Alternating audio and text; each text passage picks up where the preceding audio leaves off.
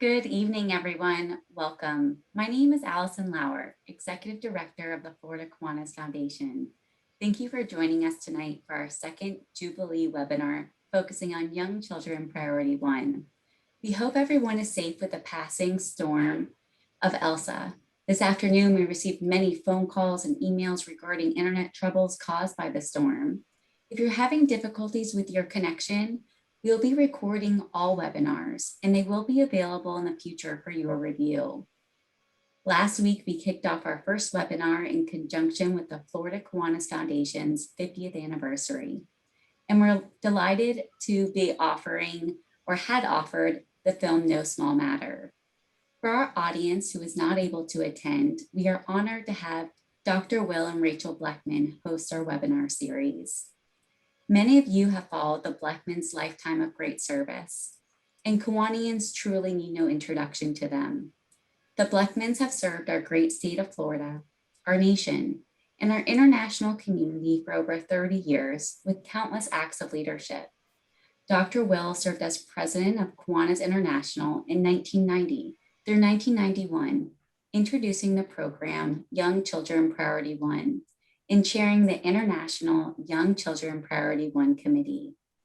Rachel was an active participant in Young Children Priority 1, organizing a partnership with Head Start, and Reading is Fundamental, in which the wives of Kiwanis governors participated. Some of these literacy programs have been in operation for the past 30 years. The Bleckmans' lifelong passion for education, advocacy, and research of childhood development has revolutionized the way Kiwanians think about these early years. Now, without any further delay, I would like to turn over the program to Rachel Bleckman to begin today's webinar. Thank you, Allie, and thanks again to the Foundation for establishing the Will and Rachel Bleckman Fund, which makes education, programming, and advocacy for young children its priority 1. Will regrets that due to his illness, he can't join us tonight. But we welcome everyone who is able to be here despite the threat of the hurricane. Tonight is the second in our 4-part series on early childhood. Last week, with the expert presentations of Rebecca Parlakian and Dr. Peter Gorski, we learned the importance of the ages 0 to 5 and the ultimate health and well-being of an individual and his or her impact on society. Tonight, in webinar 2, we will explore quality early education. We're fortunate indeed to have Rachel Giannini, a star of the film No Small Matter, who is a child specialist, early childhood advocate, and writes and speaks on early childhood and early childhood curricula. Also with us is Dr. Phyllis Kalifeh, President and CEO of the Florida Children's Forum, which has done extraordinary work in upgrading the skills of and supporting teachers of young children, and whose 40-year experience in the field as a teacher, administrator, advocate, advisor, and leader locally at the state level and nationally brings expertise to this webinar that we deeply appreciate. Please put your questions in the chat or your comments for Rachel Giannini and Phyllis Kalifeh, and we'll try to get to as many as we can as time permits. So without wasting any more, let us begin. First, Rachel Giannini. Thank you guys so much for having me. I want to take a moment and just say how honored I am to be here and how excited I am to speak with all of y'all tonight or whenever you're watching. So let's get started. So if you've seen No Small Matter, actually this is extraordinarily important because I'm a middle child who talks a lot, and if I don't set a timer, I will just keep going. So now I can start. Anywho's, so if you've seen No Small Matter, I bet you could assume a lot of things about me. 1, that I probably drink way too much coffee. 2, I love being a teacher. And 3, that I always wanted to be a teacher. And 2 out of 3 of those is correct, because I hated school. And I always stress, like, I hate the word hate, but that's not strong enough. I despised school. I grew up in the Chicago Public School District. So for me, school was rows and worksheets and working by yourself. My parents had 3 children under 3 before my parents were 20, And we moved around a lot. I attended a lot of different schools. And I frequently joke that I hope I'm never on a game show where I'm ever asked any questions about my past, because I could not tell you the name of any of my teachers, nor any of the school names. But the one thing I can tell you, which I'm absolutely extraordinarily proud of, are my report cards. Because regardless of the school or the grade or the teacher, all of them took the time to write the exact same thing in the comments box underneath all the grades. Every teacher wrote, "Rachel cannot work without disturbing others." And I realized now, as an educator, I was clearly an early collaborator, and it was not recognized. I just wanted to hear what all my peers had to think and just expand upon our learning, and it was not appreciated. I also remember going over to my friend Jenny's house one day, and we walked into her basement. And friends, I discovered that she set up every single chair in her house in a row. And every chair, she had a stuffed animal on it. And as I turned around to look at her, I find her holding this gigantic stack of papers. And she looks at me with these big eyes and goes, "Do you want to play school?" And I said, "No, I don't want to play school. We were just there. We just did that. I want to go outside. I want to find bugs. I want to climb trees. I want to fall out of said trees and figure out how I can climb higher. I want to go on adventures. I want to learn and I want to play." And to me, that's what education was exploring and figuring things out with your hands. And it made so much sense to me. And I want to stress that this is not a knock to anybody who played school. Because if you played school, I am envious. I am jealous of you, because that means you loved school so much, you took it home. It empowered you. It made you feel so great that you wanted to continue that experience at your house. And I wish I had that. But as somebody who moved a lot and who struggled with reading and wasn't really great at numbers and couldn't sit still and chatted a little bit too much, school was really, really hard. And I counted down the days and minutes and seconds until it was over. So the question is, how does one go from having a documentary made about her class to, from hating school to that? How does one go from being waiting for school to be done to an educational keynoter? And that is a really great question. And it's something that I've actually been really fascinated with lately. It's a because moment. So hear me out. Every day, thousands of things happen to us, right? They come, they go, they're completely inconsequential. They do not seem to change our life anyways. Like, I cannot tell you what I had for dinner last night, but I can tell you every single thing about the day that I met my husband. And there's something that happens. It's in a moment like any other, but your brain and your heart and your soul come together and says, "Hold on, wait."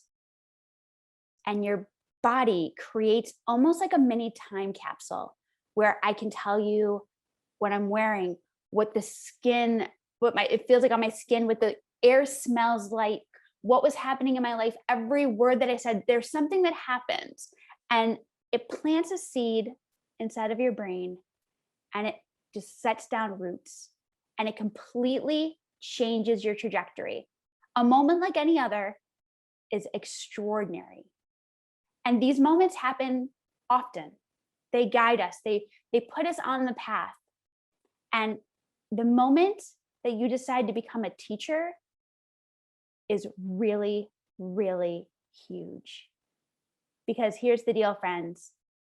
Nobody gets into teaching for the money and the fame. And straight up, that is honest. Like, nobody is tricked into becoming a teacher. And in all of my travels and all of my journeys, I frequently ask, how many of you knew you wanted to be an educator? How many of you came out of the womb like, let's do circle time? And almost nobody raises their hands, maybe 5-10%. Everybody has a journey that gets them there. And that because that moment is so incredibly powerful. So if you're a teacher, what I'm about to say is going to sound very familiar to you.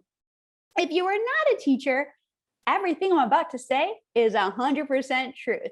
So let's, I don't know if you have a pretend hat at home. I assume you do. I think we all have our pretend hats at home. If you have one nearby, put it on, just pop it on. We're gonna do a little pretend in a moment.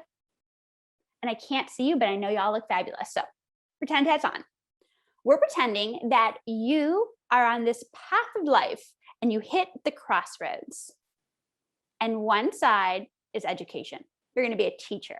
And the other side is the other life, the other career you have. I can't speak to that. I don't know much about it, but I can tell you everything about the possibilities of this path. And yes, this is very Robert Frost. I know this, but that's okay. So here's the deal. I say to you, hello, friends. Let me tell you a little bit about this path. The path that seems a little bit muddy, and there's some trees down and some spider webs, but you're fine. But let me tell you about it. If you decide to take this educational path, do not get attached to any of the clothes that you own, because they're all going to be ruined with what we hope, fingers crossed, is just paint. And on that note, I should let you know that you will be sick the first 2 years, I'd say, of your teaching career, with every germ and virus and bug and bacteria known to man. Because again, what we hope is all over your clothes is just paint. Similar vein, thoughts on lice. You cool with it? Great. Also cleaning up bodily functions of other people. Perfect. I should also give you a warning that you will become probably highly addicted to caffeine. And also you'll be able to eat a full 7-course meal in under, I don't know, 5 minutes.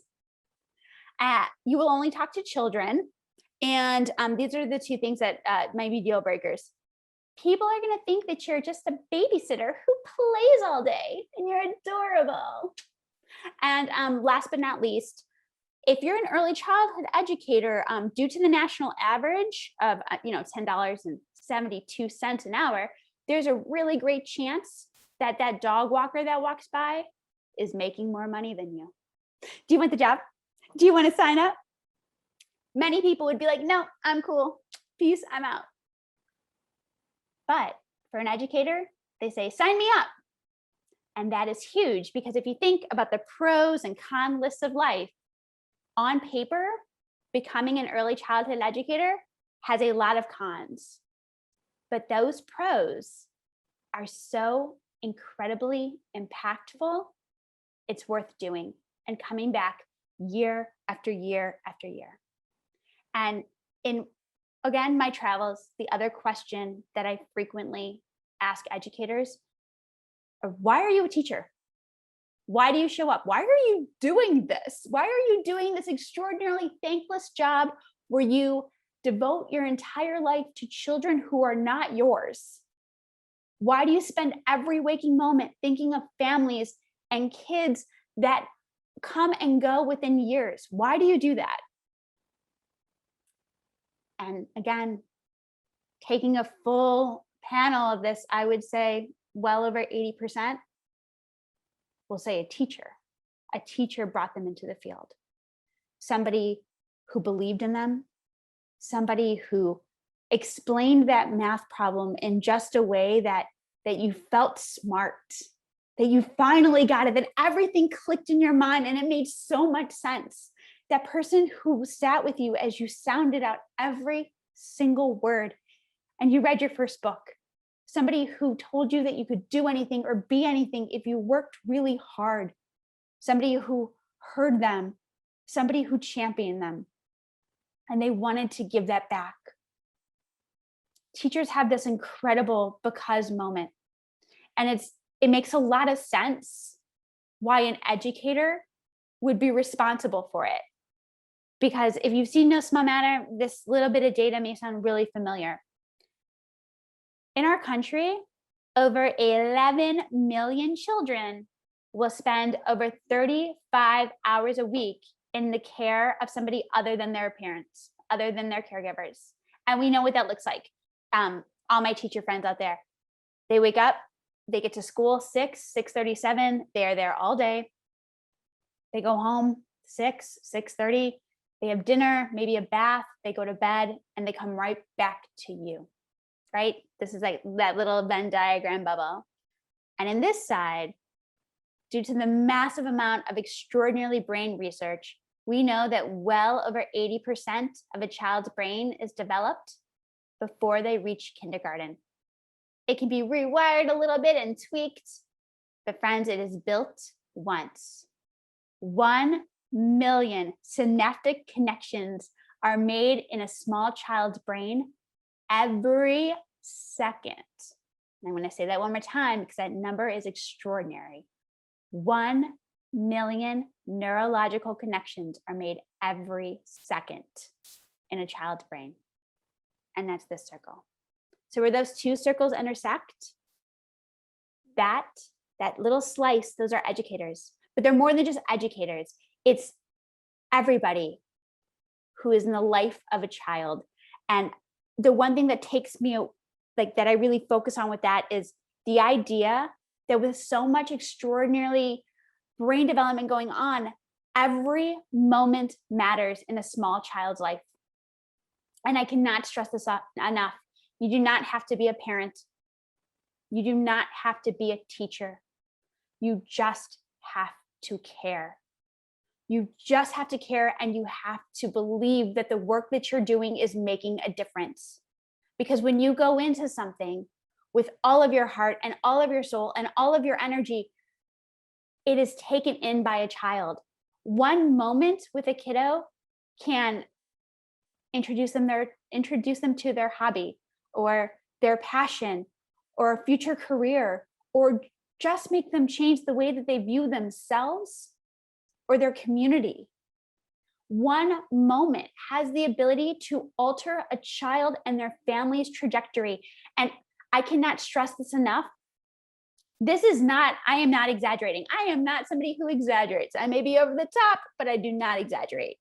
And we have tons of amazing facts from longitudinal studies like the Abecedarian and the Prairie Preschool Project that goes and really shows the fact of children who have high quality early childhood interactions with the community, interactions with their teachers, interactions with their family, high quality early childhood interactions, go on to enter kindergarten better prepared. Children who enter kindergarten better prepared are more likely to hit that awesome 3rd grade reading standard that we also strive for. Because children who hit that 3rd grade reading standard go on to graduate, are more likely to go on to graduate from high school. Those who graduate from high school are more likely to go to college. Those who attend college are less likely to be incarcerated and are less likely to suffer from substance abuse. So the work that we're doing right now, every day with these small children, is going to have a lasting impact on their family, on their careers, on their health, and on their community. We may never see that, but we have to trust and know that the work that we're doing right now is going to pay off, and it's going to pay off for the entire community. It is incredible the power that our young children have, and when we give them the opportunity, they thrive. And it's so frustrating when people very quickly see a child and say, oh, they're adorable. And they take the fact that maybe they can't tie their shoes or reach a doorknob as being inept. It's absolutely mind-boggling the amount of brain development that's happening and that we need to invest in that moment. So they tie their shoes and they reach that door. Before I kick it over to my dear friend Phyllis, I have to share that 2 weeks ago, I was blessed with the opportunity to be the keynote at the International Kiwanis Convention in Salt Lake City. And in preparation for that, my parents were extraordinarily proud and started to share stories because my great-grandfather was a very active Kiwanis in his club for many, many, many years and always spoke so highly. And my parents, again, very young, this is the 90s, internet was like not a thing. Their last child had Down syndrome and they really didn't know where to go. And my great-grandfather made some amazing phone calls and through his connections at the Kiwanis was able to get my sister in where she was able to undergo tons of tests and therapies and immediately was flagged for all of these things that maybe my parents would never even thought of. But because she had early intervention, she is thriving as an adult. And the amount of work that you do, you have to know that you may never see these children face to face, but you have a lasting impact on not only them, but their families. So on behalf of every child that you work with, I want to say thank you. When you learn about the power of early childhood education and the amount that is going on cognitively and physically and social emotionally in their lives, you can't turn your back on it. So I'm going to say thank you for all of those kids that you are going to help moving forward, because there's a really great chance that moving forward, you're going to make so many because moments for other kids, because moments that when they close their eyes, they can remember everything about. And more importantly, I want to say thank you on behalf of my family, because if it wasn't for the Kiwanis and the incredible work that you do, my sister and my family would not be where we are today. And I'm very impressed that I did not cry at all during that. So, Phyllis, before I tear up and it all flows out, my love, will you take it over? Absolutely. Thank you so much, Rachel. This is a tough act to follow, but as I listened to you and the wonderful things that you were sharing, I realized also how our early childhood brains think alike. So it's such a pleasure to be here with everyone. I'm going to see if I can get this going for us. Okay. Allie is going to adjust my slides, so I really appreciate that. So why are early childhood educators so important? Next slide. Everyone, as Rachel was sharing, everyone has a story in terms of how we got to where we are and how we embrace this role of caring for other people's children and what this means to us.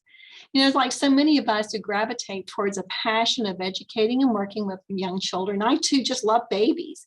They used to call me the baby whisperer when I was younger, because I was the one who would console and care for the littles, even as a little myself.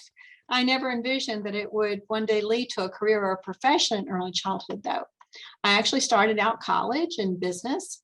However, after a break of 2 years and becoming the mom of 2 little boys, I was enamored with child development and that I could actually pursue education as a profession. So when I returned to college as a junior, I changed my major to education and took my first early childhood course. The course required that I complete a practicum in our summer Head Start program. And that's all it took, and I was hooked.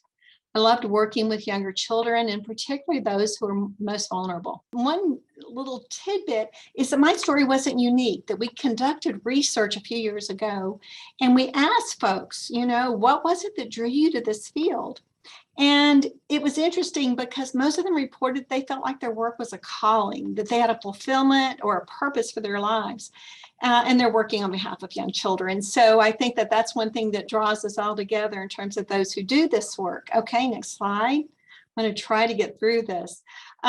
Instinctively, most early childhood educators work in this space knew that working with young children earlier was important if we were going to ameliorate or mitigate the challenges of that most vulnerable children experience. However, the science finally kept up with what our instincts knew.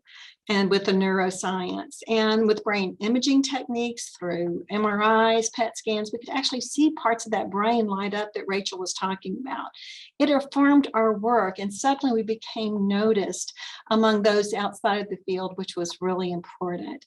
And of course, we also learned that from last week, we were talking about adverse childhood experiences. We know that children who experience trauma and their developing brains can affect them for the rest of their lives. So it's important that, of course, prevention is the best strategy, but where prevention is not possible, at least to have those supports that young children need to help them grow and thrive. Okay, next slide. So what does this mean to our practice of the early childhood profession? It's a good question, because in the past we examined what was called structural and quality indicators of quality, and at least structural indicators of quality and the process indicators of quality. The structural indicators were things like regulations that govern childcare and early learning programs, the qualifications of staff, how well the classrooms were equipped, and whether there were enough books and toys available for the children. We also wanted to make sure that those environments were safe. Those are all important, but we also know without the process indicators, it was only a part of that equation. It's like Rachel was talking about in terms of those interactions. Unfortunately, sometimes parents and all of us look too closely at maybe how nicely those classrooms are arranged without knowing what's going on and how children really grow, thrive, and develop. And we also ask questions like, do the teachers really know? Do they understand pedagogy, another word for the practice of teaching? Do they know how to scaffold a child's learning and what they've learned from those trailblazing theorists that helps us understand children's play? Do they know how to help children who are having trouble controlling their impulses, or those who are dealing with the effects of trauma?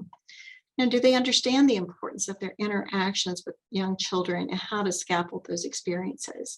Those are all critically important skills, and we know that that's the important piece in terms of our work with young children.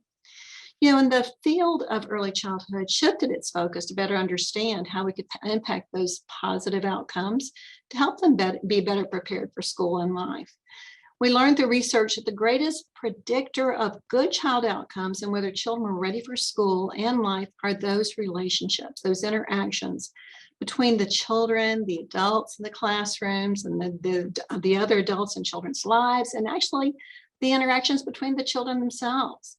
And if we think back to our own educational experiences, you know, we don't usually remember, back to the next one, the previous one, we don't really think about how well those classrooms were equipped, although we have to admit, I still love the smell of school supplies. You know, I have a thing about that.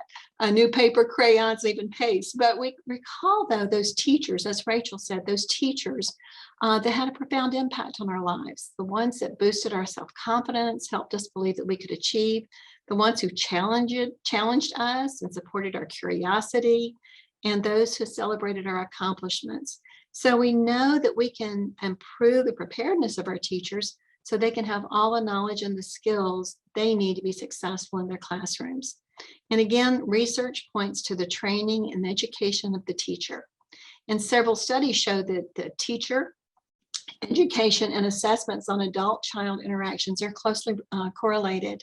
And the more prepared teachers are, the more likely that children will thrive and be ready for success in school and life. Okay, next slide. We know that it's important to look at classroom practices, but we also know that there are systems that support continuous improvement to help ensure the best outcomes for children. The Institute of Medicine and National Research Council, the National Academies, published a study in 2015 looking deeply at the science of early childhood and the implications for the early childhood workforce. Their charge was to examine what we know from the science of child development, what the workforce should know and be able to do, how those systems support the workforce to achieve high quality professional practice. Upon careful examination, they created a blueprint for action with recommendations for policy and practice. I don't want to gloss over the depth and the breadth of this amazing piece of work with its nearly 700 pages with a comprehensive approach for how we can move forward. This slide, you'll see the 13 recommendations contained in the Transforming the Workforce report and how they're organized. Recognizing that the field has been extremely fragmented, the recommendations provide a unifying foundation as shown on the slide based on the science and the principles to support quality professional practice. You can see the building blocks for a comprehensive approach are built around those recommendations and how that is structured as building blocks for the field. I'm not going to go into detail on this one because we've lost some time, so we'll just go to the next slide. In order to chart a path forward, we must recognize where we are. On this slide is a snapshot from back in October, which represents information from our Florida Department of Children and Families on the qualifications of those working in early learning settings. You can tell that a small percentage has no high school diploma. I will share with you from that previous report and study, the recommendation that was probably the most controversial was that lead teachers in early childhood settings should hold a bachelor's degree. So with that in mind, you can see where we are in terms of our Florida work. High school students are represented in the distribution at less than 4% here. The tallest bar that shows that almost 55% hold a high school diploma or GED. There are 23% possessing a staff credential, which represents some competency-based training credentials, which are important. And less than 5% hold an associate degree, bachelor's degree at less than 10%, and then a master's degree or higher at 2%. And if we use educational credentials as a proxy for qualified educators in Florida, we can see that we have a ways to go. And I just want to interject that I realize we have some amazing, wonderful early learning educators who do not hold a bachelor's degree. And there's a place in the early learning workforce for everyone who is truly committed to this work. However, we can start focusing on our lead educators holding a bachelor's. It gives us a starting place that we can use as a benchmark for how we can begin to transform the workforce and improve our outcomes for children. Another proxy that we hear much about are the assessment results for school readiness. Statewide data from the Florida Department of Education show that approximately 43% of our children are ready for school. And really, this is just not acceptable. Our children deserve more. So these data points are good for us to keep in mind as we consider reforms for how we can close this achievement gap. Okay, next slide. You know, while we recognize that educator preparation is important, we cannot attract and retain a qualified early childhood workforce until we address systems of compensation. In a field primarily comprised of women, the median annual salary of working a full-time schedule is less than $23,000 a year. As you can see from the slide, the median salary for a teacher in K-12 systems is $56,289. Now we know that degrees are required in K-12 settings, whereas degrees in early childhood are not required at this point. However, we need to recognize the disparity for those who hold similar credentials should be paid similarly. Moreover, the benefits for those who work in the field are a problem, and they vary widely. Some have access to health insurance, but their portions may be too much for them to be paid. Retirement benefits are often lacking or non-existent, and paid time off is limited or unavailable. Turnover in early childhood settings is estimated at 30 to 40% annually. And conservatively, this means that 3 out of 10 teachers will leave their center and either change jobs within the field or leave the field entirely. Why is this a bad thing? Because when children experience turnover with their primary caregivers, this affects their attachment, their trust, ability to achieve their maximum, and on a practical level, children lose the ones who know them the best, the ones who know what they like, know their fears, who their best friend is, what their developmental levels are, knows their favorite foods, and most of all, the ones who make them feel loved, safe, and secure. Turnover of good teachers is just bad for children, and it's detrimental for helping our children be ready for school and life. You may be thinking this is primarily a market-driven system, so why don't childcare and early learning centers just pay their teachers more and give them the benefits they deserve? Most programs operate on a very thin margin, and unfortunately, those costs would then have to be passed on to the consumers, the parents, who cannot afford typically those costs at the beginning of their careers. Remember that parents with young children are often at the beginning, and they have fewer resources to pay for the quality of care that their children need. Well, I'm not an economics major. I understand that this creates market suppression or is an example of market failure. Okay, next slide.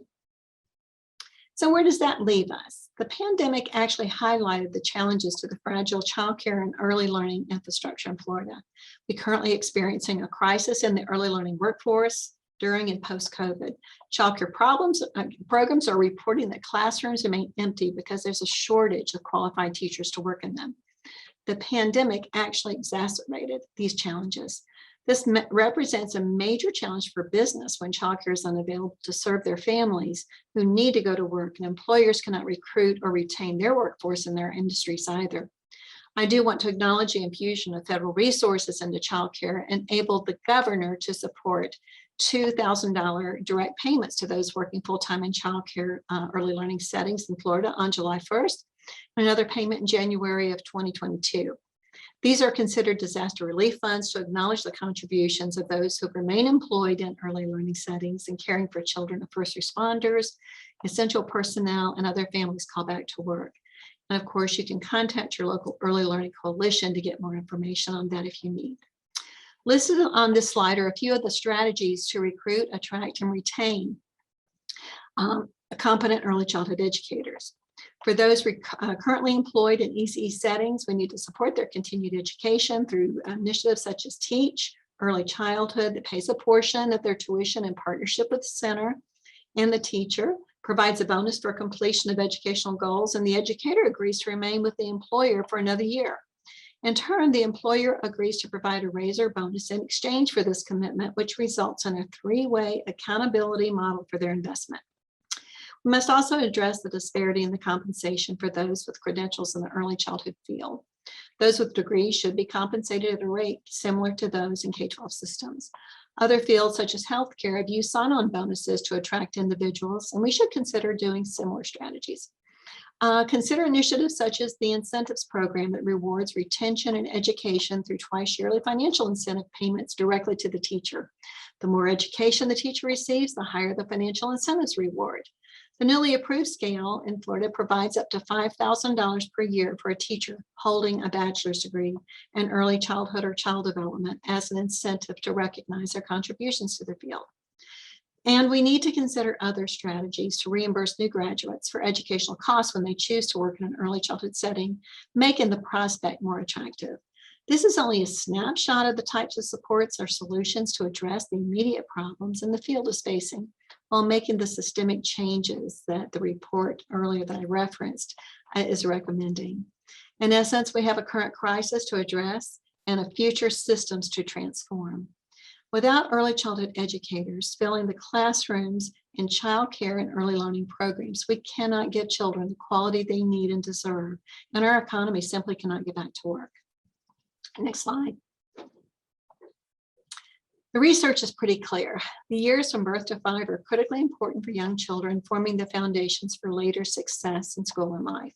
There is a growing body of literature on the social determinants of health in early childhood. Specifically, research has shown that even future health conditions are impacted by the experiences of children birth to 8, such as diabetes, heart disease, mental health, and among others. So getting it right in early childhood is truly fundamental. The early childhood educator is the linchpin to a quality system serving our younger children. We simply can't achieve the results we believe are important for school readiness outcomes without a prepared and fairly compensated early childhood educator workforce with the requisite skills, knowledge, and attitudes to nurture and educate our early learners. This will require an investment of resources to ensure they have access to the education they need to prepare them for their roles, ongoing supports for professional development, and the compensation structures to keep them there. Thank you so much. Thank you both for that very informative look at early childhood education. These presentations really raise a lot of issues for us to think about. Rachel, I'm wondering, after hearing Dr. Kalifeh's remarks, what issue stands out for you as something that needs further discussion? I would definitely say, as somebody who was affected by low wage, if you've seen No Small Matter, I left teaching because of the fact that I was working 2 jobs for 10 years of my teaching career. And Rachel, I have to tell you, the day that I was going into work and I realized how many hugs did I not give because I was exhausted, or how many teachable moments did I miss because I was concerned about getting a shift covered, or if I was going to be able to pay rent. And my story is not alone. I am by no means a fringe of this. So when Phyllis discusses the impact of low wages and teacher turnover, that is so real. And I cannot stress enough that I don't think that that is the silver bullet, that we pay teachers, everything will be fine. But it's definitely going to do a lot to mitigate the pouring of teachers that are leaving the field. Right. Thank you. Phyllis, you want to weigh in on this, or you want to talk about another issue? No, I think that what Rachel says from a very personal perspective is so real, and it's raw, because we are losing good teachers because they simply need to make a living. And until we can really embrace the notion that we have a commitment, it's not like in our K-12 systems where we have one group or one body who makes a decision about how it works in early childhood.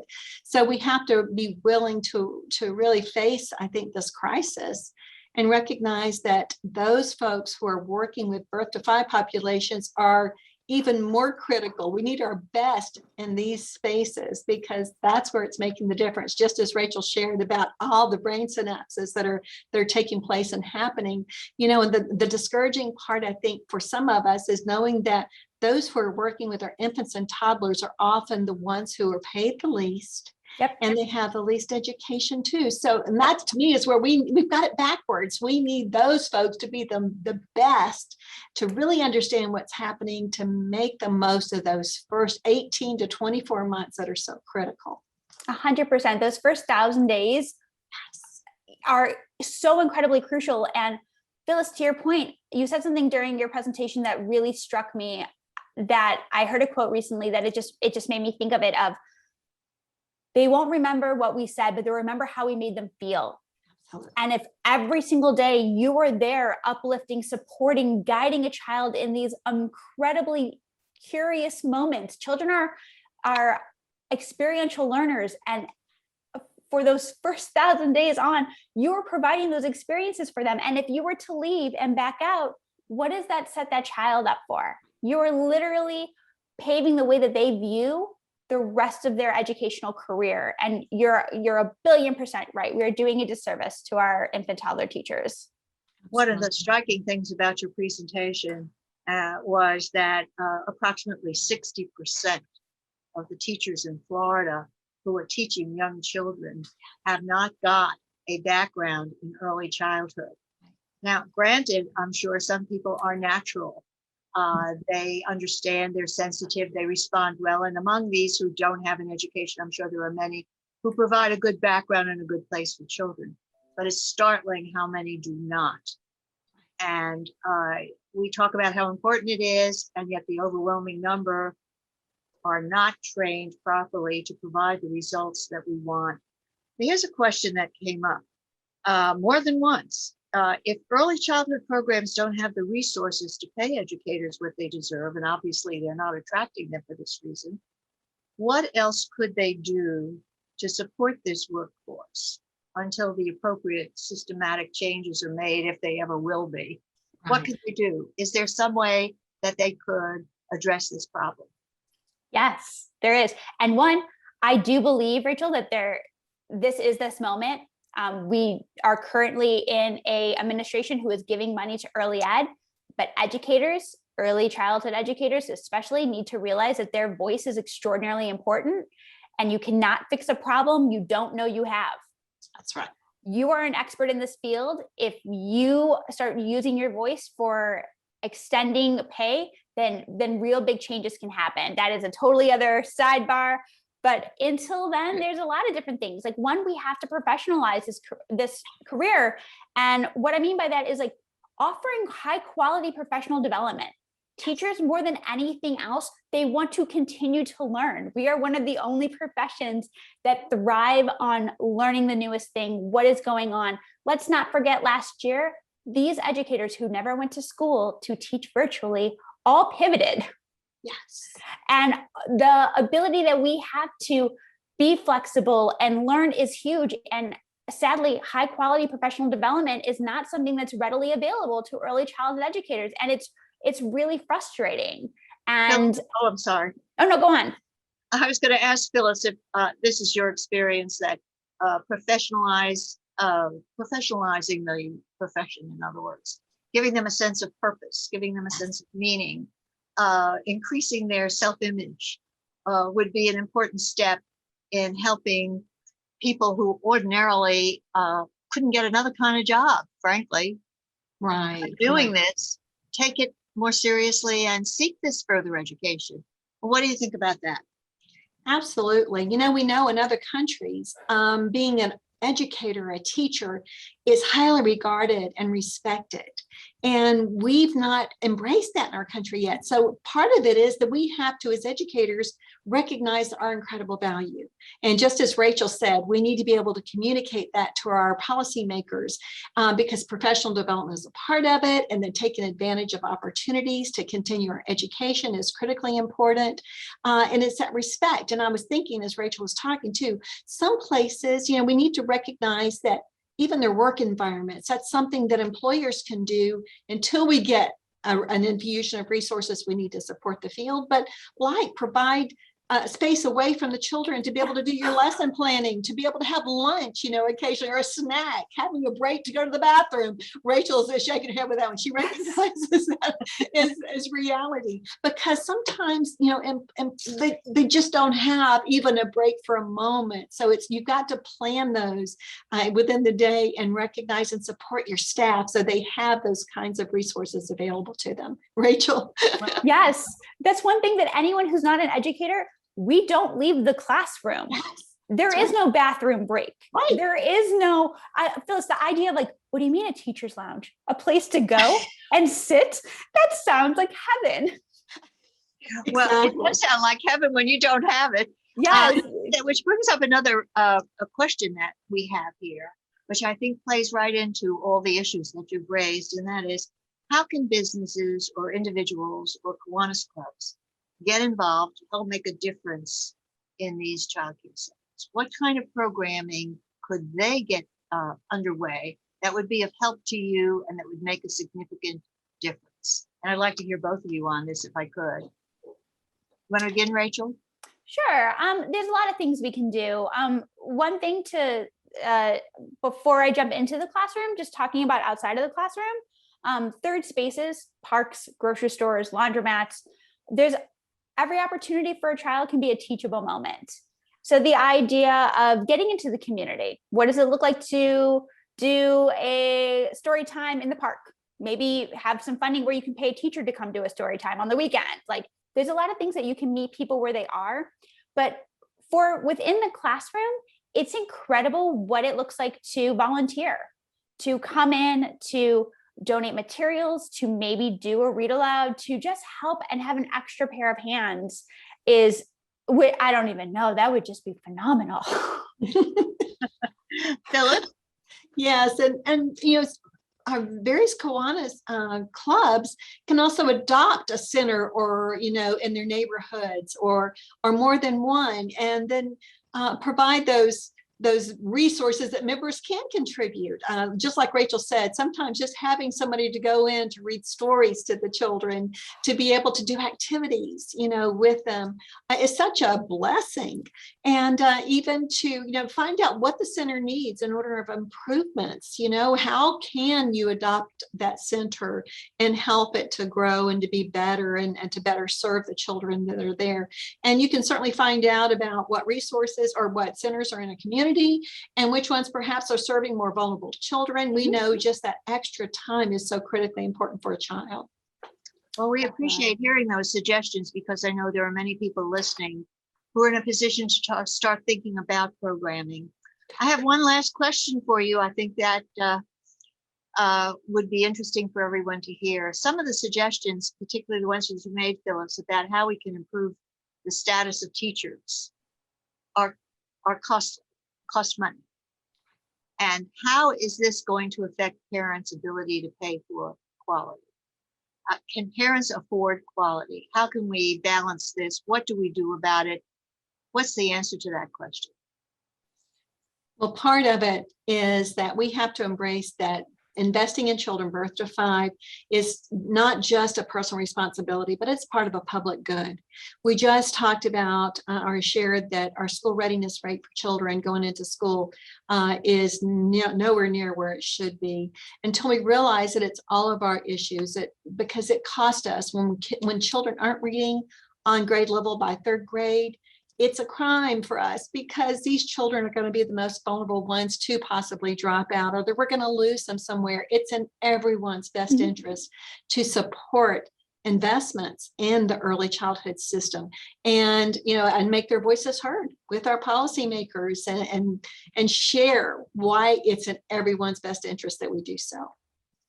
Rachel, is that where you're coming from as well? 100%. I think it really starts with raising awareness. I think if you knew the amount of brain growth that is happening during a certain time, we would really start to rethink where we put funding. And if we just realize, I think right now I'm going to low estimate it, but it's something to the essential, like $1 of early ed investment right now has a $13+ payoff in 16 years. This idea of, if we invest $1 now and just hold on, our world will look completely different in about a decade from now. And we just need to start doing that. Very interesting and exciting. And we thank you both for what was a very enlightening and somewhat jarring presentation, which makes us aware of how serious this problem is and how important it is to be an early childhood teacher. So thank you both so much. And without further delay, I'm going to turn the program back to Allison. Well, good evening, you all. Thank you so much, Rachel, for hosting tonight. We are just so honored to have you. And thank you, Phyllis and Rachel, for speaking. It was a great second webinar. We look forward to next week at 7 p.m. So please come back and join us for our 3rd webinar in our series. Again, these will be recorded and available soon in the future, and we look forward to seeing you next week. Thank you all again. Have a great night.